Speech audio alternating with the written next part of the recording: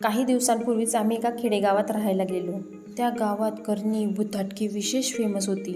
एके दिवशी मी कपडे धुवून वाळत टाकले आणि वाळलेले कपडे काढण्यासाठी गेली तेव्हा सर्वांचे कपडे होते, फक्त माझाच ड्रेस नव्हता. ही गोष्ट नवऱ्याच्या कानावर लगेच टाकली. त्यांचा तसा करणी वगैरेवर विश्वास असल्यामुळे त्यांना 100% गॅरंटी होती. माझा ड्रेस कोणीतरी चोरून नेला आहे आणि त्याच्यावर आता करणी होणार आहे. मी आपलं ते इग्नोर करून आपापल्या कामाला लागली. रात्री सगळं आवरून आम्ही रूममध्ये झोपायला गेलो. मुलगा नवरा झोपी गेलेले होते. मला गरम होत असल्यामुळे मी केस मोकळे सोडले, मान खाली केली आणि फॅनची हवा घेत होती. एवढ्यात तिकडून आवाज आला, ए तू अशी काय करते? काय झालं तुला? तू ठीक आहे का? नवऱ्याला पूर्ण धडकी भरलेली होती आणि नवऱ्याला धडकी भरण्याचं कारण मला माहीत होतं, चोरी गेलेला ड्रेस. मी डोकं वर केलं आणि शांतपणे त्यांना सांगितलं, मी ठीक आहे, मला काहीही झालेलं नाही. पण नवऱ्याला मात्र रात्रभर काही झोप लागली नाही.